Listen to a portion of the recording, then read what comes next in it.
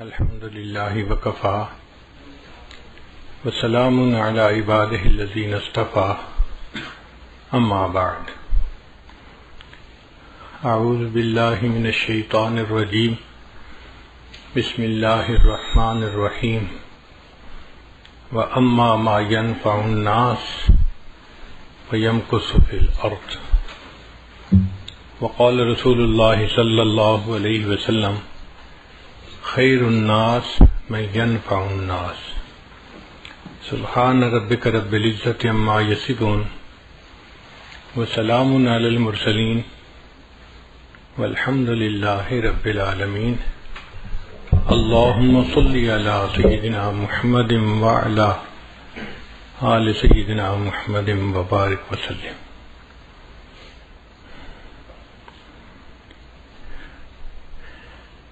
نبی علیہ السلام دنیا میں تشریف لائے اور آپ نے انسانوں کا ایک مثالی معاشرہ قائم کر کے دکھا دیا، جس معاشرے کے اندر محبت تھی، الفت تھی، ہمدردی تھی، خیرخواہی تھی، ایک دوسرے کی بھلائی تھی، جو انسانوں کا ایک بہترین معاشرہ تھا۔ ہر طرف امن کا دورہ تھا۔ یمن سے عورت چل کے مدینہ آتی تھی اور راستے میں 1 مہینہ تقریباً اس کو سفر میں لگتا تھا، نہ اس کو اپنی عزت کا خطرہ، نہ مال کا، نہ جان کا۔ اور وہ کہتی تھی کہ مجھے یوں لگتا ہے کہ مدینہ سے یمن۔ نبی اسلام نے ارشاد فرمایا الدین النصیحہ، دین سراسر خیرخواہی ہے۔ جو بندہ بھی دیندار ہوتا ہے وہ خیر خواہ ہوتا ہے۔ خیر خواہ کا مطلب دوسرے کا بھلا سوچنا، دوسروں کے بارے میں اچھا سوچنا۔ ایسے بندے کے دل میں نفرت، کینہ، بغض اور حسد نہیں ہو سکتا جو دوسروں کے بارے میں اچھا سوچے۔ اگر یہ بیماریاں ہوگی تو انسان پھر برا سوچے گا، اچھا نہیں سوچے گا۔ تو نبی علیہ السلام نے دین کو ڈیفائن کیا کہ الدین النصیحہ، دین سراسر خیر خواہی ہے۔ یعنی جہاں آپ کو دین نظر آئے گا وہاں خیر خواہی نظر آئے گی، اور جہاں خیر خواہی نظر آئے گی وہیں دین ہوگا۔ بدخواہی اور دین 2 چیزیں اکٹھی نہیں ہو سکتی۔ اگر آپ دیکھیں کہ کسی کے اندر بدخواہی ہے، فوراً سمجھ لیں کہ اس کے اندر دینداری نہیں ہے، اور اگر آپ دیکھیں کہ کسی بندے کے اندر دین ہے، آپ سمجھ لیں یہ سب کا خیر خواہ ہوگا، ہر کسی کا خیر خواہ، اپنوں کا بھی، پرایوں کا بھی، دوست کا بھی خیر خواہ، حتیٰ کہ دشمن کا بھی خیر خواہ، وفاداروں کا بھی خیر خواہ، غداروں کا بھی خیر خواہ، انسانوں کا بھی خیر خواہ اور جانوروں کا بھی خیر خواہ۔ مومن کے اندر خیر خواہی بھری ہوتی ہے۔ چنانچہ حضرت عثمان غنی اللہ عنہ نے ایک مرتبہ شام سے گندم امپورٹ کی، کئی 100 اونٹوں کا قافلہ ان کا پہنچا ایک ایسے وقت میں جبکہ مدینہ میں گندم کی شارٹیج تھی۔ لوگ اس کو دگنی قیمت پہ خریدنے کو تیار تھے۔ یہ ڈیمانڈ اینڈ سپلائی کا معاملہ ہے۔ جب ڈیمانڈ بڑھ جاتی ہے تو پھر سپلائی کے لیے کتنی بھی قیمت دینی پڑے لوگ دیتے ہیں۔ جب کئی 100 اونٹوں کا قافلہ مدینہ کے باہر پہنچا تو یہودی جو بڑے بڑے تاجر تھے وہ عثمان غنی اللہ عنہ کے پاس آئے اور کہنے لگے کہ ایسے ہے کہ آپ اپنا پورا سامان ہمیں ہول سیل پہ فروخت کر دیں، پھر آگے ہم تھوڑا تھوڑا کر کے بیچتے رہیں گے۔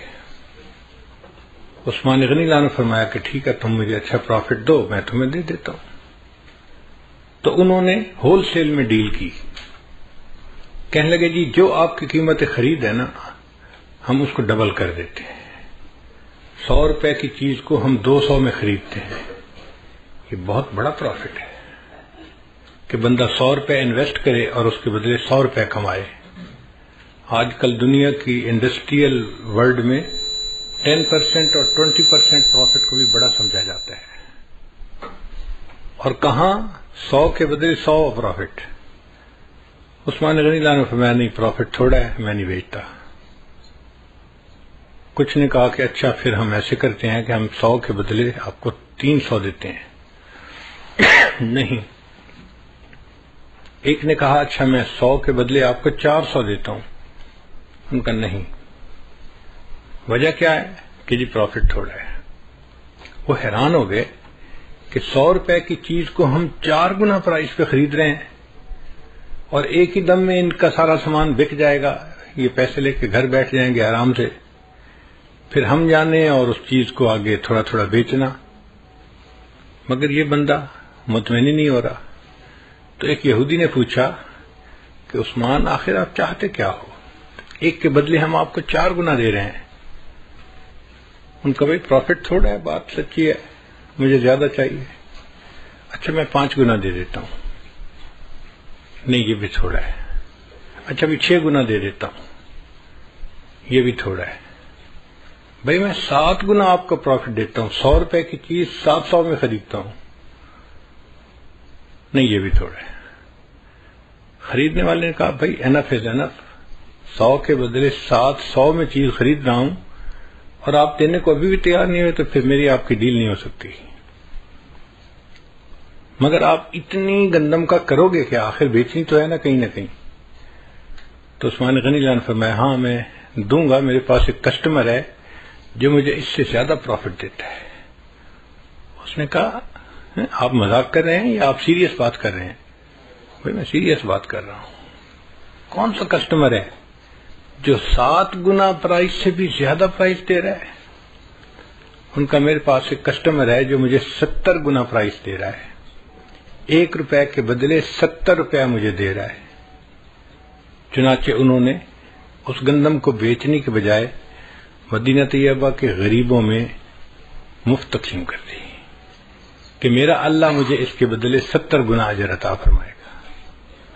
خیر خواہی کا ایسا جذبہ نبی علیہ السلام نے ان کے اندر بھرا تھا کہ 7 گنا پرائس پہ ان کا سامان بک رہا تھا، نہیں بیچا۔ کوئی اور بندہ ہوتا تو سوچتا میں تو پیسے بناؤں بھائی، میرا تو اس سال کا ایک اچھا سودا ہو جائے گا اور میں پورا سال آرام سے بیٹھ کے کھاؤں گا۔ ان کا نہیں، مجھے اس وقت پروفٹ نہیں کمانا، مجھے غریب لوگوں کی خیر خواہی کرنی ہے۔ ان کے پاس کھانے کو کوئی چیز نہیں تو میں اللہ کے راستے میں ان کو تقسیم کر دیتا ہوں اور اس کے بدلے اللہ مجھے 70 گنا پروفٹ عطا فرمائیں گے۔ یہ نبی علیہ السلام نے ایک جذبہ بھرا تھا صحابہ کرام میں، چنانچہ ہر بندہ دوسرے بندے کی خیر خواہی کرتا تھا۔ جیسے ہمیں اپنا فکر ہوتا ہے نا کہ ہمیں نقصان نہ ہو، ایسے ان لوگوں کی یہ حالت تھی کہ وہ سوچتے تھے دوسرے کا نقصان نہ ہو۔ آپ لوگوں کو ایک واقعہ سناؤں، حیران کن ہے۔ ایک صحابی نے گھوڑا خریدا اور فرض کرو انہوں نے گھوڑا خریدا 3000 ریال میں، مثال دے رہا ہوں، یہ فگر جو ہیں یہ ایکچوئل نہیں ہے، میں ایک جنرل فگر بتا رہا ہوں سمجھنے کی خاطر، بات سمجھانا مقصد ہے۔ انہوں نے 3000 ریال میں ایک گھوڑا خریدا، لے کے گھر آئے، بھائیوں نے دیکھا، سب نے کہا یار نسل اچھی لگتی ہے، گھوڑا صحت مند ہے، تمہیں بڑی اچھی ڈیل مل گئی ہے۔ ویسے سچ بتاؤں نا تو گھوڑا تو لگتا ہے 4000 ریال کا، اور تمہیں 3000 میں مل گیا تو اچھا سودا مل گیا بھائی، مبارک ہو۔ اب اس نے سن لیا کہ پرائس 4000 تھی اور دینے والے نے مجھے سستا بیچ دیا۔ ہم ہوتے تو شکر ادا کرتے کہ اچھی ڈیل ہو گئی۔ وہ اگلے دن اٹھے اور 1000 ریال اور جیب میں ڈالا اور گھوڑے کے مالک کے پاس گئے، بھئی کل میں نے آپ سے گھوڑا خریدا تھا، آپ کو اپنی چیز کی ورث کا پتہ نہیں تھا، وہ 4000 کا گھوڑا تھا، آپ نے مجھے 3000 میں دیا، میں آپ کا نقصان نہیں کرنا چاہتا، 1000 ریال آپ مجھ سے اور لے لیں۔ آپ نے دنیا میں کبھی ایسے کوئی ڈیل ہوتے دیکھی کہ کسٹمر کہہ رہا ہے کہ جی 1000 دینار آپ اور لے لیں، مجھے سستا نہ دیں؟ خیر اس نے لے لیا۔ تھوڑے دنوں کے بعد علاقے میں گھوڑ دوڑ کا مقابلہ ہوا، سباق الخیل۔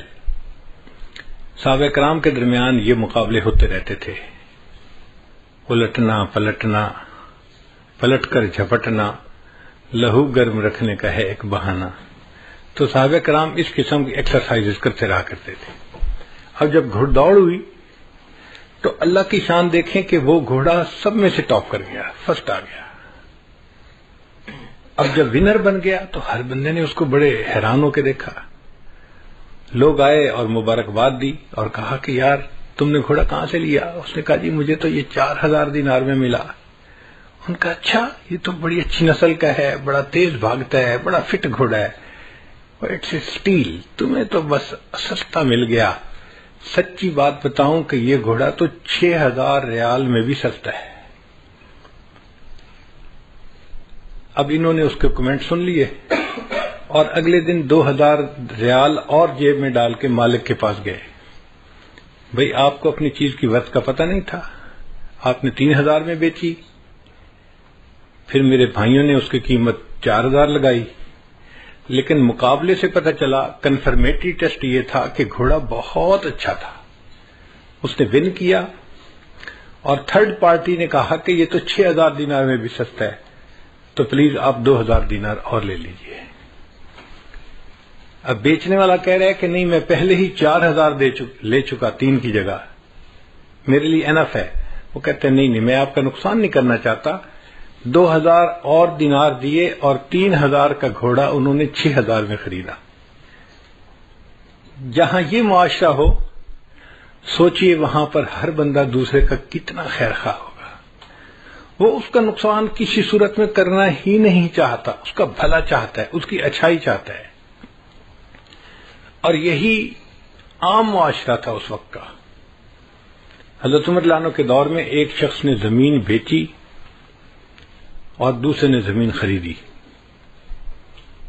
اب جس نے زمین خریدی اس نے کہا کہ میں یہاں پہ سبزیاں کاشت کرتا ہوں، تو عام طور پہ لوگ 1-2 فٹ گہرا ہل چلاتے ہیں، مگر کیا ہوتا ہے کہ وہ 1-2 فٹ ہل چلنے سے جو 1-2 فٹ کے نیچے کی زمین ہے نا وہ سخت ہو جاتی ہے، اور پھر جو نیوٹریشن ہے وہ نیچے سے اوپر نہیں جاتی اور پانی اوپر نیچے لیچ نہیں کرتا، ایک ہارڈ جو ہے نا وہ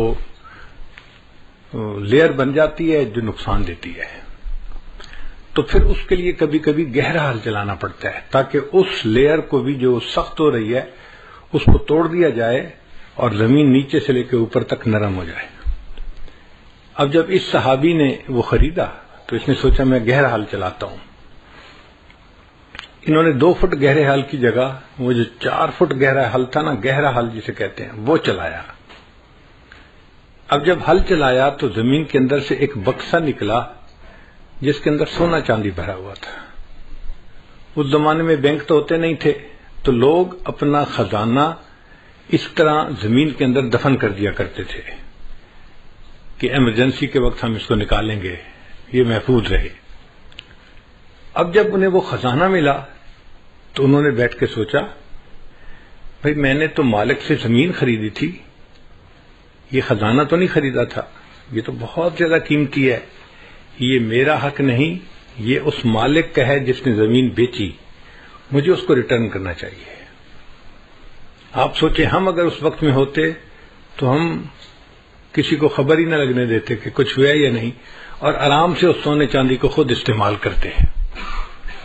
وہ اگلے دن اس سونے چاندی کے بکسے کو لے کے مالک کے پاس گئے، میں نے آپ سے زمین خریدی تھی، ہل چلایا اور اس میں سے یہ خزانہ نکلا، یہ میرا نہیں یہ آپ کا ہے، آپ پلیز مجھ سے لے لیجئے۔ ان کا واہ بھائی واہ، جب میں نے زمین بیچ دی تو اب زمین سے جو نفع نکلے گا وہ میرا نہیں ہوگا، وہ آپ کا ہوگا، تو میرا تو تعلق ختم ہو گیا، میں نے پیمنٹ لے لی، دیٹس اٹ۔ اب اگر نکلا ہے خزانہ تو یہ آپ کا ہے، آپ کی قسمت۔ وہ کہے میرا حق نہیں آپ کا ہے، اور دوسرا کہے میرا حق نہیں آپ کا ہے، اب ایک دوسرے کے درمیان اختلاف ہوا تو یہ مقدمہ عدالت میں آیا۔ آپ غور کریں، آج ہماری عدالتوں میں عداوتیں بھری پڑی ہیں، ایک بندہ کہتا ہے میرا حق ہے، دوسرا کہتا ہے نہیں میرا حق ہے، ایک کہتا ہے میں اپنے حق کی خاطر آخری دم تک کوشش کرتا رہوں گا، دوسرا کہتا ہے میں اپنے حق کی خاطر خون کا آخری قطرہ بہا دوں گا. اپنا حق ہر بندہ کہہ رہا ہوتا ہے. یہ عجیب مقدمہ تھا. ایک بندہ کہتا ہے جی میرا نہیں یہ اس کا حق ہے، وہ کہتا ہے نہیں جناب میرا نہیں یہ اس کا حق ہے. اب قاضی فیصلہ کیا کرے؟ عجیب مقدمہ تھا. مگر اللہ نے اس وقت کے قاضیوں کو بھی بڑی سمجھ دی تھی. انہوں نے دونوں سے بات چیت سنی اور کچھ ان کے گھر کے حالات معلوم کیے تو انہیں پتہ چلا کہ ایک کے گھر میں بیٹا جوان ہے اور دوسرے کے گھر میں بیٹی جوان ہے. تو قاضی نے کہا کہ بھئی میں اس میں ججمنٹ تو نہیں دے سکتا، چونکہ یہ کہتا ہے اس کا حق ہے، وہ کہتا ہے اس کا حق ہے. ہاں میں مشورہ دے سکتا ہوں. میرا مشورہ یہ ہے کہ آپ دونوں اپنے بیٹے اور بیٹی کا نکاح کر دیں اور اس نکاح کے مہر کے طور پہ اس خزانے کو دے دیا جائے تاکہ دونوں کو اس کا بینیفٹ مل جائے. ایک وقت تھا کہ ہماری عدالتوں میں ایسے مقدمے آیا کرتے تھے، ہم ایک دوسرے کے اتنے خیر خواہ ہوتے تھے، اور یہی معاملہ تھا سب کا، صرف ایک شعبہ زندگی میں نہیں، دوسرے شعبوں میں بھی یہی حال تھا. امام اعظم ابو حنیفہ رحمۃ اللہ علیہ کپڑے کی دکان تھی، ریشم کے کپڑے بیچتے تھے. اس زمانے میں ریشم کا کپڑا سب سے اعلیٰ کپڑا سمجھا جاتا تھا، اور چونکہ لیڈیز استعمال کرتی ہیں تو اس لیے اس کی ڈیمانڈ بھی بہت تھی. عام طور پہ مغرب سے پہلے امام ابو حنیفہ رحمۃ اللہ دکان بند کرتے تھے. ایک دن آپ نے ظہر کے بعد دکان بند کر دی. گھر آ رہے تھے، کسی نے پوچھا نعمان آج جلدی گھر آ رہے ہو؟ بھئی میں نے دکان بند کر دی. ظہر کے بعد دکان کیوں بند کی؟ دکان تو آپ مغرب کے وقت بند کرتے ہیں. فرمانے لگے اس لیے کہ آج آسمان کے اوپر بادل ہیں اور ویزیبلٹی تھوڑی ہے، اور جب ویزیبلٹی تھوڑی ہوتی ہے تو گاہک کو کپڑے کی رنگت اور کوالٹی کا صحیح اندازہ نہیں ہوتا، کیونکہ بجلی کی لائٹیں تو ہوتی نہیں تھیں، چراغ جلتے تھے. تو میں نے دکان اس لیے بند کر دی کوئی بندہ کم قیمت کپڑے کو قیمتی سمجھ کے مجھ سے نہ خریدے، اس کو نقصان نہ ہو. میں نے ظہر کے وقت دکان بند کر دی. اگر دکاندار کی یہ سوچ ہے تو آپ سوچئے کہ نبی علیہ السلام نے ہمیں کیسی معاشرت سکھائی ہے. ہر بندہ دوسرے بندے کا خیر خواہ. قرآن مجید میں ایک سورت ہے، اس کا نام ہے النمل. نمل کہتے ہیں چیونٹی کو، اینٹ. تو انسان حیران ہوتا ہے اللہ کا کلام، اور اس کلام میں چیونٹی کے نام کے اوپر ایک سورت کا نام، اور اس میں چیونٹی کا واقعہ بھی ہے. یا اللہ، آپ تو کائنات کے مالک و خالق ہیں اور آپ نے اپنے قرآن میں چیونٹی کا تذکرہ کیا. چیونٹی کی کیا ورث ہوتی ہے؟ مگر اللہ نے چیونٹی کا تذکرہ کیا اور اس کے نام پر سورت کا نام رکھا. وجہ کیا تھی؟ کہ ایک چیونٹی نے دوسری چیونٹیوں کی خیر خواہی کی تھی. حضرت سلیمان علیہ السلام اپنے لشکر کو لے کے جا رہے تھے اور راستے میں چیونٹیاں پھر رہی تھیں. ان میں سے ایک چیونٹی نے فیل کر لیا کہ لشکر آ رہا ہے. اس نے اعلان کیا یا ایتھا النمل ادخلوا مساکنکم، اے چیونٹیوں اپنے بلوں کے اندر داخل ہو جاؤ، سلیمان علیہ السلام کا لشکر آ رہا ہے. ایسا نہ ہو کہ وہ تمہیں پاؤں کے نیچے کچل کے چلا جائے اور تمہیں پتہ ہی نہ چلے. اب ایک چیونٹی کی دوسری چیونٹیوں کے ساتھ جو خیر خواہی تھی وہ اللہ کو اتنی پسند آئی، اللہ نے اس واقعے کا تذکرہ قرآن مجید میں کیا اور سورت کا نام چیونٹی کے نام پہ رکھ دیا. غور کرنے کی بات ہے، اگر ایک چیونٹی دوسری چیونٹیوں کی خیر خواہی کرتی ہے، اللہ کو وہ بات اتنی اچھی لگتی ہے. ایک انسان دوسرے انسان کی خیر خواہی کرے گا، اللہ کو یہ بات کتنی اچھی لگے گی. تو ہمیں چاہیے کہ ہم اپنے اندر خیر خواہی کا جذبہ بڑھائیں. ہم سمجھتے ہیں ہم بڑے خیر خواہ ہیں، لیکن اگر بیٹھ کے سوچیں گے نا، اینالائز کریں گے، تو ہم بدخواہ بھی بڑے ہیں، دوسرے کا اچھا دیکھ بھی نہیں پاتے، کبھی اس کا اچھا نہیں اچھا لگتا، کبھی اس کا اچھا نہیں اچھا لگتا، اس لیے ہمارے دل میں نفرتیں ہیں، عداوتیں ہیں، چھپی ہوئی دشمنیاں ہیں ایک دوسرے کے ساتھ. اور دفتروں کے ماحول میں تو یہ جیلسی بہت زیادہ نظر آتی ہے. اس کو کہتے ہیں پروفیشنل جیلسی. اللہ اکبر کبیرہ. ہمیں ایک مرتبہ عجیب تجربہ ہوا. ہمارے ایک دوست تھے شارجہ کے رہنے والے، مجھے کہنے لگے کہ حضرت میں آپ کو کریب کی شکار کے لیے انوائٹ کرتا ہوں اپنے گھر، کھانا کھائیں گے مغرب کا، اور پھر مغرب کے فوراً بعد بیچ کے اوپر میرا گھر ہے، تو ہم سمندر میں جائیں گے اور کریب کی شکار کریں گے. فشنگ کا تو ہم نے شکار دیکھا ہوا ہے، لیکن کریب کا کبھی نہیں کیا تھا، تو ہمارے لیے بھی ایک نیا تجربہ تھا. تو میں نے ان کی دعوت قبول کر لی. ہم بچوں کے ساتھ گئے، بچے بھی بڑے ایکسائٹیڈ تھے چھوٹے، کہ آج ہم کشتی پہ جائیں گے اور کریب کی شکار کریں گے. خیر وہ ہمیں ایک کشتی کے اوپر لے کے سمندر میں گئے. ایک خاص جگہ تھی، وہاں پہ کریب نکلتے ہی مغرب سے عشاء کے درمیان تھے. 24 گھنٹے میں یہ ان کا خاص ٹائم تھا جب وہ باہر نکلتے تھے اور ان کا شکار پاسبل تھا. آگے پیچھے وہ زمین کے اندر اور ریت کے اندر رہتے تھے، نظر نہیں آتے تھے، تو شکار نہیں ہو سکتا تھا. خیر جب وہ اس جگہ پر لے کر گئے تو کنارے کنارے پہ کوئی 4 فٹ پانی ہوگا. تو اس پانی کے اندر جو نوجوان تھے وہ تو سارے پانی میں اتر گئے شکار کرنے کے لیے. میں بوڑھا کشتی کے اندر ہی بیٹھا رہا، اور میرے ساتھ گھر کے جو چھوٹے چھوٹے بچے تھے نا، 1 سال 3 سال 2 سال، وہ ساتھ بیٹھ کے کہ ہم دادا ابو کے پاس بیٹھتے ہیں. اب میں ہوں اور چھوٹے چھوٹے 3-4 بچے ہیں، اور وہ لوگ کریب کا شکار کر کے لا رہے تھے، اور ایک بنگالی تھا جو کشتی چلا رہا تھا. وہ لاتا اور ایک باسکٹ تھی اوپن، وہ اس کے اندر اس کو پھینک کے چلا جاتا. میں نے جب دیکھا تو اس کے اوپر کوئی لڈ نہیں تھی، کوئی ڈھکنا نہیں تھا. تو مجھے محسوس ہوا کہ چھوٹے چھوٹے بچے ہیں، بچوں میں سے کوئی باسکٹ میں ہاتھ ڈال دے گا، یا کوئی کریب باہر نکل آیا تو بچے تو اس کو دیکھ کے ہی پریشان ہو جائیں گے. تو میں نے اس بنگالی دوست سے کہا بھائی اس کو ڈھانپ دو. اس نے کہا جی اس کو ڈھانپنے کی ضرورت نہیں ہے. میں نے کہا کیوں؟ کہنے لگا یہ کریب ہے.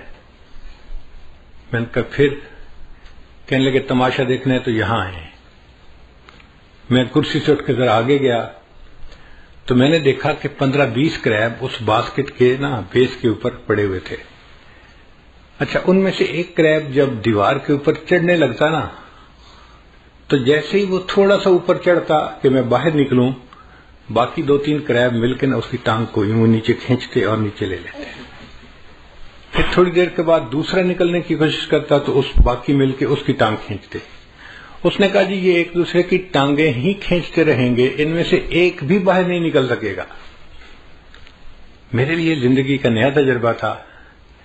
میں نے یہ منظر دیکھا اور مجھے اپنے دفتروں کا سما یاد آ گیا کہ یار بات تو ایسی ہے، ہمارے دفتروں میں معاملہ ایسا ہی ہے. ایک بندے کو اللہ عزت دیتے ہیں، پروموشن دیتے ہیں، دوسرے 2-4 مل کے نا اس کی ٹانگ کو نیچے کھینچتے ہیں، اوپر نہ جائے. ہمارے اندر خیر خواہی نہیں ہوتی، ہمارے اندر بدخواہی ہوتی ہے. دوسرے کی چھوٹی سی بات کو زوم کر کے ہم بڑا بنا دیتے ہیں اور ایسے پیش کرتے ہیں کہ اس سے زیادہ کام چور اور سست بندہ تو کوئی ہے ہی نہیں. اسی بدنیتی کی وجہ سے پھر ہمارے دل سیاہ ہوتے ہیں اور ہمیں عبادت کی توفیق نہیں ہوتی. ہمارے علاقے میں ایک بزرگ گزرے ہیں سلطان باہو رحمت اللہ علیہ. ان کا پنجابی زبان میں بڑا مزے کا کلام ہے. میں ان کا ایک کلام سناؤں گا اور پھر اس کو میں اردو میں ٹرانسلیٹ بھی کروں گا. فرماتے ہیں جے ناتیاں دھوتیاں رب ملدا تے ملدا کمبیاں مچھیاں نوں. اگر نہانے دھونے سے رب ملتا تو مچھلیوں کو اور کچھووں کو رب مل چکا ہوتا. وہ تو ہر وقت ہی نہاتے رہتے ہیں. جے نہاتے ہیں دھوتے ہیں رب ملدا تے ملدا کنبیاں مچھیاں نو. جے ذکر کیتے ہیں رب ملدا تے ملدا کال کڑیشیاں نو. اگر ذکر کرنے سے رب ملتا تو ایک چھوٹا سا پرندہ ہوتا ہے، اس کو ہم اپنی زبان میں کہتے ہیں کال کڑیچھی. وہ آ کے دیوار کے ساتھ چھت کے ساتھ چپٹ جاتا ہے اور ساری رات آواز نکالتا رہتا ہے. وہ کہتے ہیں کہ وہ تو ساری رات اللہ کا ذکر کرتا ہے، اگر ذکر کرنے سے رب ملتا تو اس کو رب مل چکا ہوتا. جے نہاتے ہیں دھوتے ہیں رب ملدا تے ملدا کنبیاں مچھیاں نو. جے ذکر کیتے ہیں رب ملدا تے ملدا کال کڑیچیاں نو. جے سر منایا رب ملدا تے ملدا بھیڑاں سسیاں نو. ایک بھیڑ ہوتی ہے، سسی کی بھیڑ کہتے ہیں اس کو، اس کے پورے بدن پہ بڑے لمبے لمبے بال ہوتے ہیں لیکن سر کے بال اس کے بہت چھوٹے ہوتے ہیں. تو وہ کہتے ہیں کہ اگر سر منڈانے سے رب ملتا تو پھر اس بھیڑ کو رب مل چکا ہوتا، اس کے تو سر پہ بال ہی چھوٹے ہوتے ہیں. جے نہاتے ہیں دھوتے ہیں رب ملدا تے ملدا کنبیاں مچھیاں نو. جے ذکر کیتے ہیں رب ملدا تے ملدا کال کڑیچیاں نو. جے سر منایا رب ملدا تے ملدا بھیڑاں سسیاں نو. جے جتیاں ستیاں رب ملدا تے ملدا دانداں کھسیاں نو. اگر پاک دامنی کی زندگی گزارنے سے رب ملتا تو جو امپورٹنٹ بل ہوتے ہیں وہ تو فیمیل کے کاب سے جا ہی نہیں سکتے، ان کو رب مل جاتا. وہ تو خصی ہوتے ہیں، ان کو رب مل چکا ہوتا. تو یہ بات کر کے وہ پھر اپنا مدعا بیان کرتے ہیں. جے نہاتے ہیں دھوتے ہیں رب ملدا تے ملدا کنبیاں مچھیاں نو. جے ذکر کیتے ہیں رب ملدا تے ملدا کال کڑیچیاں نو.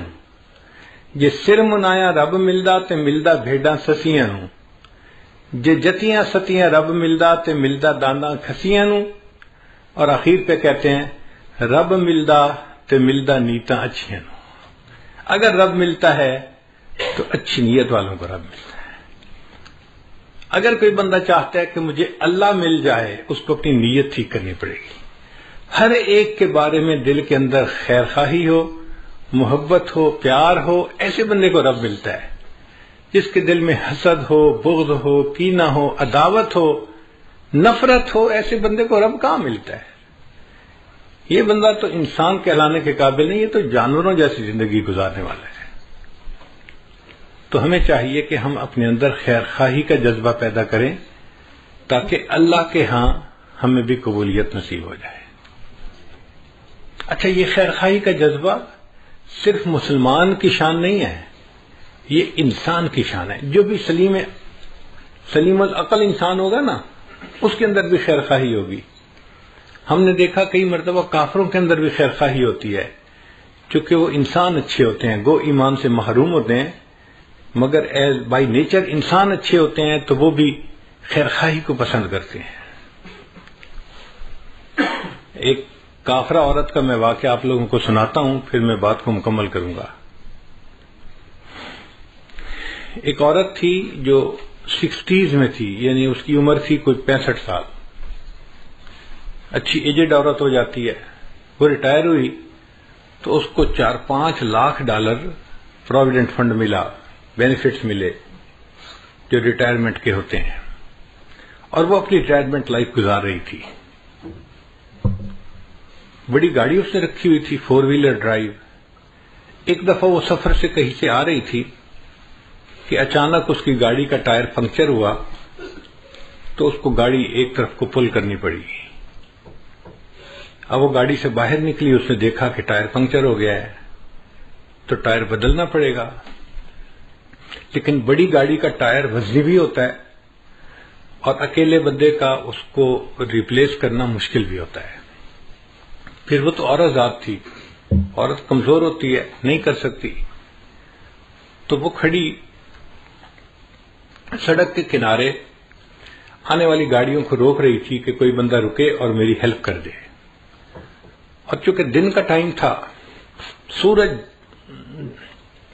خوب گرمی برسا رہا تھا، لوگ مصروف تھے، تو آنے والی گاڑی تیز آ رہی تھی اور جا رہی تھی، کوئی رک نہیں رہا تھا.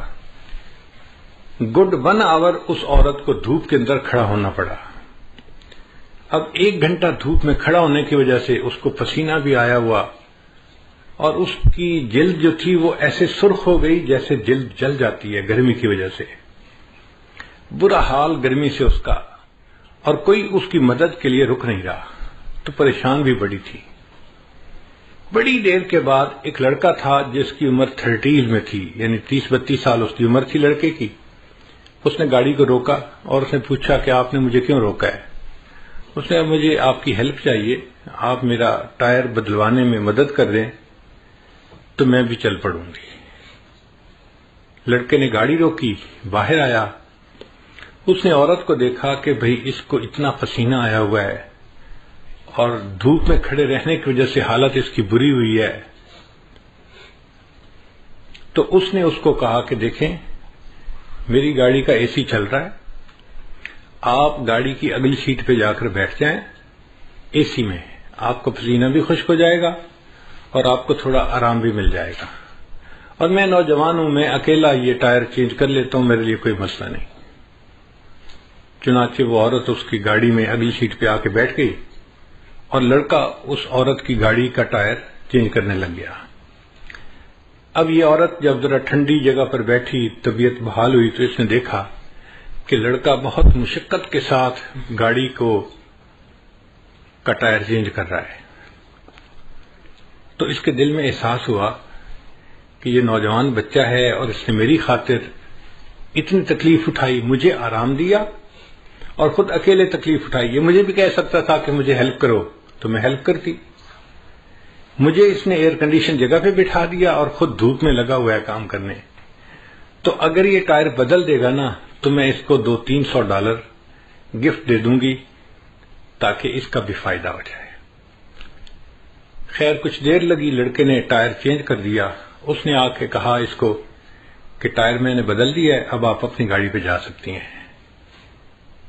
اس عورت نے $200-300 جیب سے نکالے اور لڑکے کو آ کے یہ میری طرف سے گفٹ لے لو. اس نے کہا نہیں میں گفٹ نہیں لیتا. بس اس نے پوچھا کیوں نہیں لیتے؟ اس لڑکے نے آگے سے جواب دیا It is objective of my life to help others. It is objective of my life to help others. When I help someone, I feel happy. یہ جو مجھے خوشی ملتی ہے نا کسی کی مدد کر کے، بس میرا ریوارڈ یہی کافی ہے، مجھے آپ سے $200-300 نہیں چاہیے.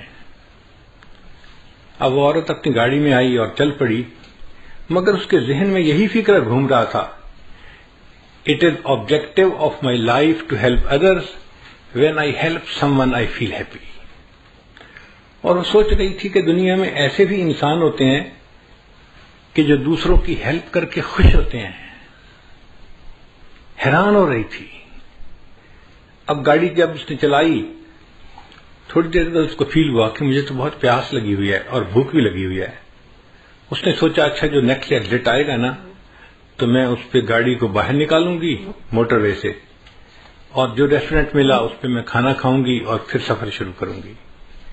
چنانچہ نیکسٹ ایگزٹ پہ اس نے گاڑی باہر نکالی اور قریب میں کوئی ریسٹورینٹ تھا، وہاں اس نے گاڑی پارک کی اور جا کے کھانے کے لیے بیٹھ گئی. اس ہوٹل میں ایک ویٹریس تھی ریسٹورینٹ میں جو کھانا لاتی تھی.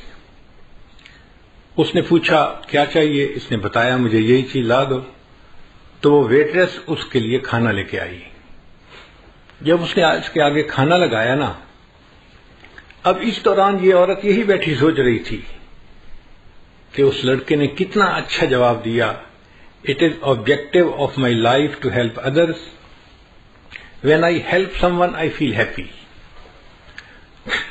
اس عورت نے، بوڑھی عورت نے دیکھا کہ وہ جو ویٹریس کھانا لے کے آئی ہے وہ ایک نوجوان اور پریگننٹ لڑکی ہے، اور اس کے جسم کو دیکھ کے پتہ چلتا ہے کہ اس کا پریگننسی کا کوئی 6واں مہینہ چل رہا ہوگا، یعنی کافی قریب وقت ہے ڈیلیوری کا. اب ایسے وقت میں تو عورت کو گھر پہ آرام کرنا چاہیے، مگر وہ ڈیوٹی کر رہی تھی. تو اس نے سوچا یہ غریب لڑکی ہوگی، اس لیے اس کو نوکری کرنی ہے تاکہ اپنے آپ کو سپورٹ کر سکے. تو اس نے اس سے ذرا بات پوچھی کہ تمہارا کیا حال ہے، تم کیا کرتی ہو؟ اس نے بتایا کہ میں شادی شدہ ہوں اور میں پریگننٹ ہوں اور میرا 7واں مہینہ لگا ہوا ہے اور 2 مہینے کے بعد ڈیلیوری ہے، مگر یہاں پہ جو ہاسپٹل ہے نا اچھا، وہ بہت مہنگا ہے، اور میں اور میرے ہسبینڈ ہم دونوں چاہتے ہیں کہ بچے کی ڈیلیوری وہاں پہ ہو، مگر اس کی فیس ہم نہیں دے سکتے۔ تو ہم میاں بیوی نے آپس میں مشورہ کیا، کچھ پیسے میرا ہسبینڈ جمع کرے گا اور کچھ پیسے میں جمع کروں گی، اور مل کے ہم اس فیس کو ادا کریں گے۔ اب چونکہ میں نے پیسے جمع کرنے ہیں تو میں اس وقت چھٹی نہیں لے سکتی، مجھے اس پریگنینسی کے باوجود ڈیوٹی کرنی ہے۔ میں تکلیف اٹھا رہی ہوں مگر میں ڈیوٹی کر رہی ہوں۔ اب اس عورت کے ذہن میں خیال آیا کہ میرے پاس تو ریٹائرمنٹ کے کوئی $500,000 بینک میں پڑے ہوئے ہیں، اب $500,000 فالتو پڑے ہیں، اگر میں اس لڑکی کو اس کے ڈیلیوری کے اس کی فیس دے بھی دوں تو مجھے کوئی فرق نہیں پڑتا، مگر اس کے لیے آسانی ہو جائے گی اور یہ بچی اپنے گھر پہ آرام کرے گی۔ اس نے اس سے پوچھا کہ ہاسپٹل کی فیس کتنی ہے؟ اس نے کہا جی $5,000۔ اس نے $5,000 کا چیک لکھا اور ایک لفافے میں ڈال کے نا کھانا کھانے کے بعد اس ویٹریس کو ٹپ دی اور کہا کہ یہ میری طرف سے گفٹ ہے، لیکن اس کو آپ نے یہاں نہیں کھولنا، گھر جا کے کھولنا ہے۔ اس نے جیب میں ڈال لیا، ٹھیک ہے میں گھر جا کے کھولوں گی۔ اب یہ بوڑھی عمر کی عورت اپنے گھر واپس آ گئی اور وہ نوجوان ویٹریس جو تھی وہ اپنے گھر گئی ڈیوٹی کے بعد۔ جب گھر گئی تو اس کا ہسبینڈ جو تھا وہ ایک بزنس ٹرپ پہ گیا ہوا تھا دوسرے شہر، اور وہ واپس آ چکا تھا۔ چنانچہ اس ویٹریس نے اپنے گھر میں کھانا لگایا اور خاوند کے ساتھ بیٹھ کے کھانا کھانے لگی۔ اب کھانے کے دوران دونوں میاں بیوی آپس میں ڈسکس کرنے لگے کہ کتنا ٹائم رہ گیا بچے کی ڈیلیوری کا۔ اس نے بتایا کہ الٹرا ساؤنڈ کرنے والی ڈاکٹر نے اس تاریخ کو بچے کی ڈیلیوری کا ٹائم بتایا ہے۔ تو خاوند نے کہا کہ اچھا پھر ہمیں پیسے تیار رکھنے چاہیے، چونکہ ہاسپٹل والوں کو تو پہلے پیمنٹ کرنی پڑتی ہے پھر وہ بندے کو ایڈمٹ کرتے ہیں، تو کیا تمہارے پاس پیسے جمع ہو گئے؟ لڑکی نے کہا ہاں میرے پاس بھی کچھ پیسے جمع ہو گئے ہیں، تو میں بھی کنٹریبیوٹ کروں گی، آپ بھی کریں گے، اور ہم دونوں مل کے بل پے کر دیں گے۔ اس دوران اس لڑکی کو خیال آیا کہ آج ایک عورت کھانا کھانے آئی تھی اور اس نے مجھے گفٹ بھی دیا تھا، تو اس نے اپنے ہسبینڈ کو بتایا کہ آج ایک عورت نے مجھے گفٹ دیا تھا۔ اس نے پوچھا کیا گفٹ دیا تھا؟ اس نے کہا پتہ نہیں، وہ لفافہ جیب میں ہے کپڑے میں۔ اس نے کہا لے آؤ۔ تو وہ نوجوان لڑکی گئی اور جیب سے وہ لفافہ لے کے آئی اور اس نے اپنے خاوند کو پکڑا دیا۔ اب جب خاوند نے اس لفافے کو کھولا تو اس کے اندر $5,000 کا ایک چیک تھا۔ اب نوکری پیشہ بننے کے لیے یہ ایک بگ اماؤنٹ ہوتی ہے امریکہ میں، $5,000 گفٹ مل جائے لوگ تصور بھی نہیں کر سکتے۔ تو وہ لڑکا حیران ہو گیا کہ اچھا اس عورت نے تمہیں $5,000 یعنی فل پیمنٹ جو تھی کیس کی وہ فل گفٹ کر دی۔ تو لڑکی نے کہا جی ہاں اس نے یہ گفٹ دیا ہے۔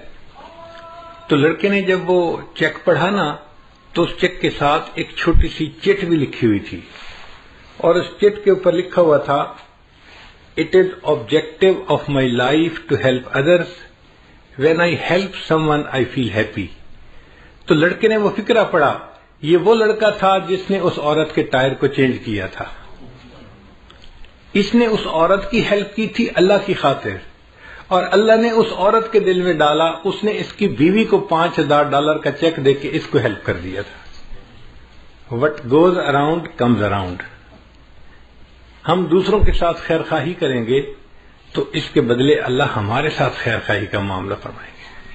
خیر خواہ بندے کے ساتھ ہمیشہ خیر خواہی ہوتی ہے، کیونکہ اللہ اس کے ساتھ خیر خواہی کرتا ہے، کوئی اس کی بدخواہی کر ہی نہیں سکتا۔ اس لیے ہم انکنڈیشنل خیر خواہی کریں دوسروں کے ساتھ۔ ہمیں اس میں یہ نہ توقع کہ جی وہ تو ہمارے ساتھ خیر خواہی نہیں کرتا، ہم کیوں کریں؟ بھئی وہ کرتا ہے یا نہیں کرتا، ہم تو کریں نا۔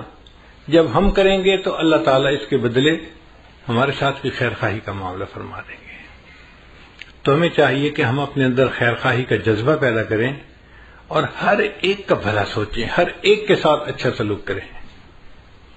ایک بزرگ تھے، ان کا نام تھا عثمان دامانی رحمۃ اللہ علیہ۔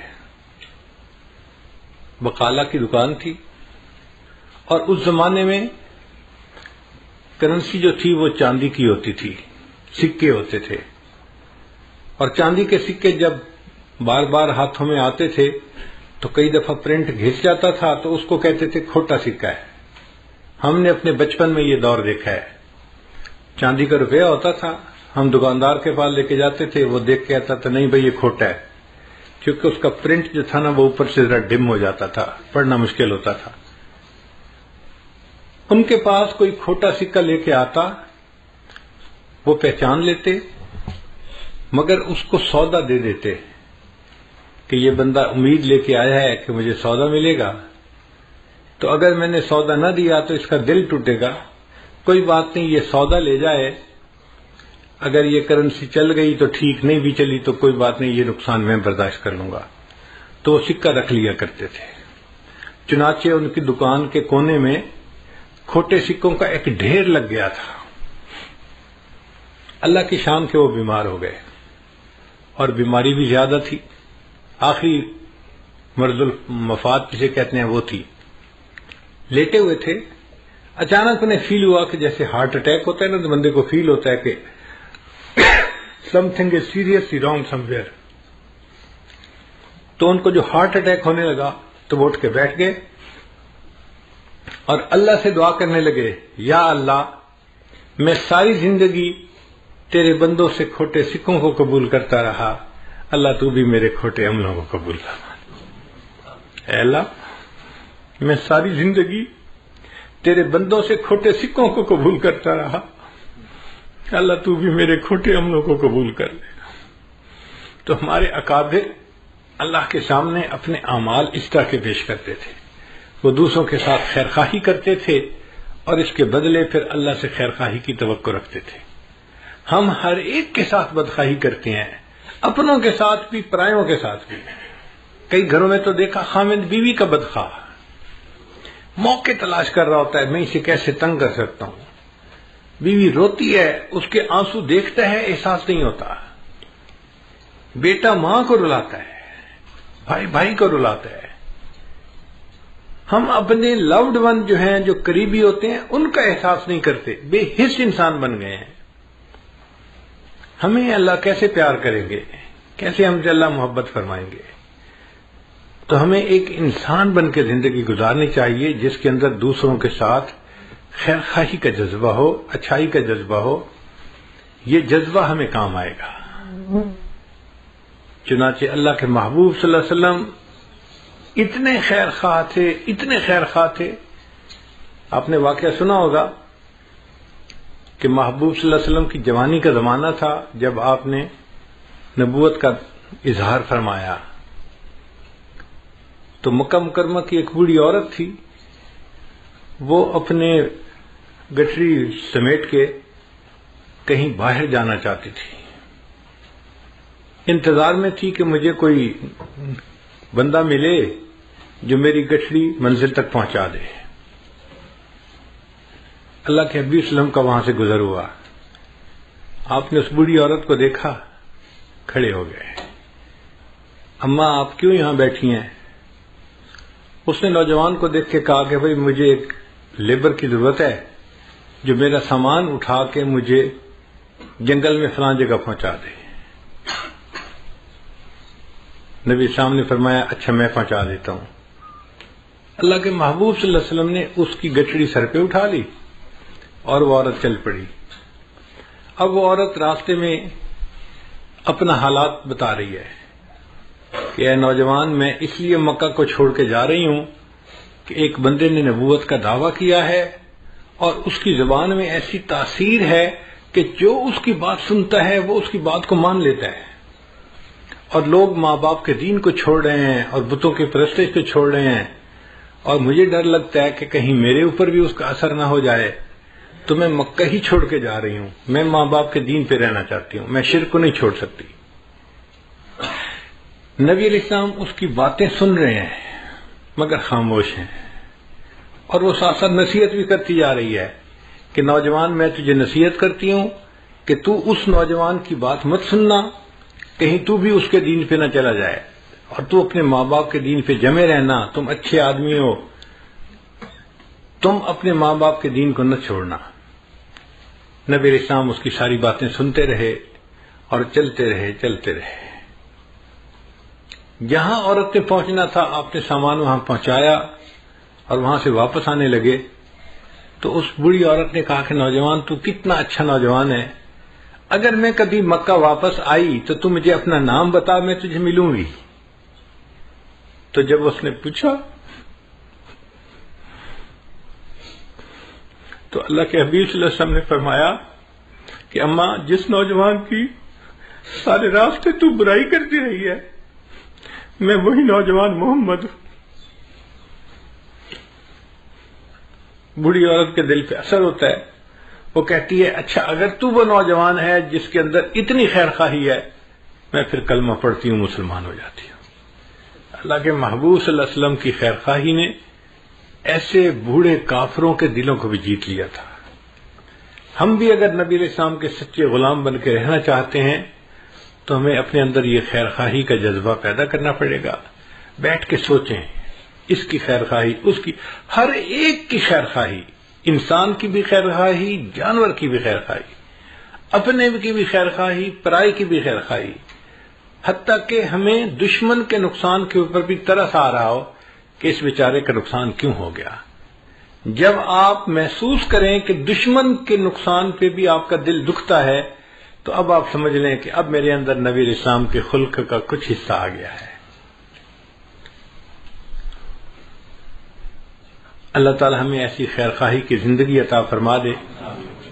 میں ایک چھوٹا سا واقعہ ہے زندگی کا، اگر آپ اجازت دیں تو سناؤں گا، اگر بات لمبی ہو گئی تو ختم کر دیتا ہوں.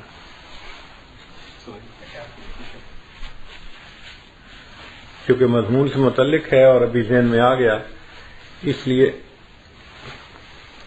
یہ واقعہ ہے جب میں 6ٹھی کلاس میں پڑھتا تھا.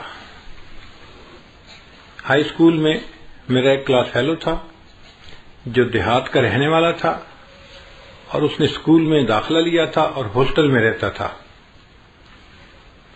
وہ نمازی بچہ تھا، 5 نمازیں پڑھتا تھا اور میں بھی 5 نمازیں پابندی سے پڑھتا تھا. تو نمازیں 5 پڑھنے کی وجہ سے ہماری ایک دوسرے سے دوستی ہو گئی تھی.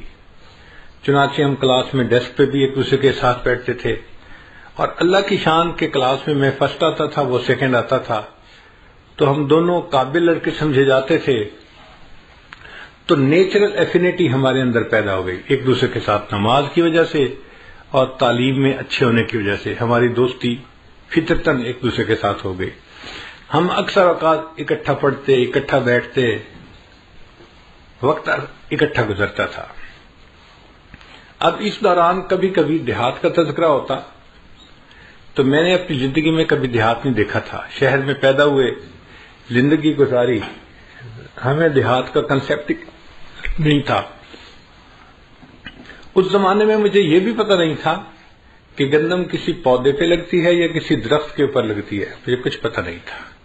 تو میں اس سے اٹھ پٹانگ سوال پوچھتا، یہ سبزی کیسے ہوتی ہے، یہ کیسی ہوتی ہے، یہ کیسے ہوتا ہے، یہ کہاں لگتی ہے، اس کا پودا کیسے ہوتا ہے. وہ مجھے سمجھاتا تو صحیح مگر ساتھ ساتھ میری سادگی پہ ہنستا بھی صحیح کہ کیسے بے وقوفی کے سوال پوچھتا ہے.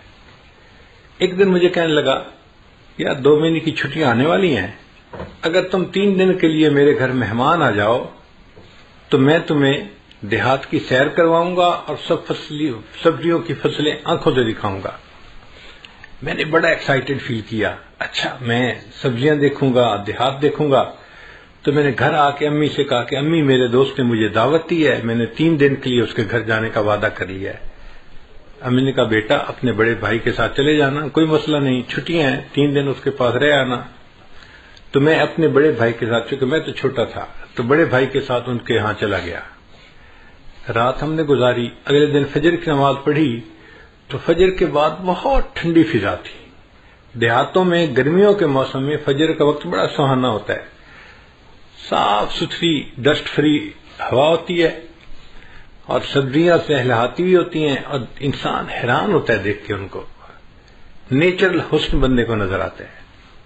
میرا دوست مجھے کہنے لگا آؤ میں آپ کو سبزیوں کی سیر کرواؤں. میں نے کہا ٹھیک ہے. اب وہ مجھے لے کے چلا. یہ کھیت، اس میں دیکھو مولی لگی ہوئی ہے اور اس میں گاجر لگی ہوئی ہے اور اس میں شلجم لگے ہوئے ہیں اور اس میں گوبھی لگی ہوئی ہے. اس طرح وہ مجھے سبزیوں کا تعارف بھی کروا رہا تھا اور فصلیں بھی دکھا رہا تھا. اور میرے لیے تو ہر چیز ایک نئی چیز تھی. میں دیکھتا جا رہا تھا. اللہ کی شان دیکھیں کہ ہم کچھ دور آگے چلے تو زمین کا ایک ایکڑ ایک ٹکڑا بڑا وہ خالی پڑا ہوا تھا اور ایک بندہ اس میں ہل چلا رہا تھا. میں نے جب وہ خالی زمین کو دیکھا نا تو اس زمین میں تھوڑے تھوڑے فاصلے پہ گوبر کے ڈھیر لگے ہوئے تھے. یہ گائے بھینس کا جو گوبر ہوتا ہے نا جس کو اینیمل مینیور کہتے ہیں یہ وہاں پڑا ہوا تھا. مجھے میرے والدین نے یہ بتایا تھا کہ بیٹا تم نماز تو شروع کر چکے ہو، اب جانوروں کے پیشاب پخانے سے بچنا وہ ناپاک ہوتا ہے اور جانوروں کی عادت ہوتی ہے قریب سے کوئی گزرے نا تو وہ دم ہلاتے ہیں اور ان کے چھینٹے دور تک جاتے ہیں. تو امی نے کہا کہ بیٹا اگر اس کے چھینٹے تمہارے کپڑوں پہ پڑ گئے تو تمہاری نماز نہیں ہوگی، کپڑے ناپاک ہو جائیں گے، تو ذرا بچ کے رہنا. تو میں جانوروں کے پیشاب اور گوبر سے نا فطری طور پہ بڑا الرجک تھا، چھوٹا بچہ تھا. اب میں نے وہ گوبر جب وہاں کھیت میں پڑے ہوئے دیکھا تو میری عجیب سی طبیعت ہوئی. میں نے اس سے کہا کہ اس زمین میں سبزیاں لگیں گی؟ اس نے کہا. میں نے کہا سبزیاں تو انسان کھاتے ہیں. اس نے کہا. میں نے کہا پھر یہ تو پاک سبزیاں ہونی چاہیے جو ہم کھائیں، تو یہ تو نجاست ہے، یہ تو گند ہے، یہ تو ناپاک ہے، اور یہ اس زمین میں کیوں پڑی ہوئی ہے؟ اس ناپاک چیز کو کیوں ملائیں گے اس مٹی میں جس مٹی میں سبزی اگنی ہے؟ اس نے کہا یار تمہاری باتوں کا جواب میں نہیں دے سکتا، یہ جو ہل چلا رہا ہے نا بوڑھا اس سے جا کے پوچھو. میں چھوٹا سا بچہ تھا، بھول تھا. میں اس انکل کے پاس چلا گیا. میں نے جا کے کہا کہ انکل یہ زمین آپ کی ہے؟ اس نے کہا. میں نے کہا اس زمین میں آپ نے سبزیاں لگانی ہیں؟ اس نے کہا میں نے سبزی لگانی ہے. میں نے کہا اگر آپ نے اس زمین میں سبزی لگانی ہے تو یہ جانوروں کا گوبر اس مٹی پہ کیوں آپ نے رکھا ہوا ہے؟ یہ تو ناپاک ہوتا ہے، یہ تو نجس ہوتا ہے، یہ تو بدبودار ہوتا ہے، یہ تو نفرت کے قابل ہوتا ہے، اور جو سبزی ہم کھائیں گے اس کے ساتھ یہ گوبر ملے گا تو ہم کیسے وہ سبزی کھا سکیں گے؟ اس نے کہا بچے تمہاری نظر میں یہ گوبر ہے، میری نظر میں یہ فرٹیلائزر ہے. میں اسے زمین میں ملاؤں گا اور سبزی لگاؤں گا تو سبزی کے سائز بہتر ہو جائے گا، کوالٹی بہتر ہو جائے گی. اس فرٹیلائزر سے سبزی کو فائدہ ہو جائے گا اور میرا پروفٹ بڑھ جائے گا، اس لیے میں نے یہ گوبر رکھا ہے زمین میں ملانے کے لیے. اب اس زمانے میں میں چھوٹا تھا تو مجھے بات پوری سمجھ میں نہیں آئی. میں نے اس کے آئیڈیا کو بائی نہیں کیا. میں نے کہا نہیں آپ غلط کر رہے ہیں، آپ کو ایسا نہیں کرنا چاہیے اور یہ سارا گوبر یہاں سے اٹھا دینا چاہیے اور اس کو مٹی میں نہیں ملانا چاہیے. اس وقت میں یہ کہہ کے آ گیا. آج اس عمر میں جب میں اپنے بچپن کے اس واقعے کو یاد کرتا ہوں تو مجھے یہ بات سمجھ میں آتی ہے کہ جسے ہم نجاست کہتے ہیں، گندگی کہتے ہیں، نفرت کی نظر سے دیکھتے ہیں، جس میں بدبو ہے، جو ناپاک ہے، اس چیز کو اگر کسی کھیت میں ملایا جاتا ہے تو وہ چیز کھیتی کو فائدہ دے دیتی ہے.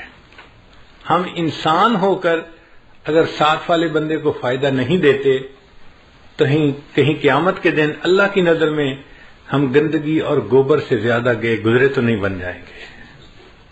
اللہ کہیں گے تو گوبر سے بھی کیا گزرا، تو نے اپنے ساتھ والوں کو کیا فائدہ پہنچایا؟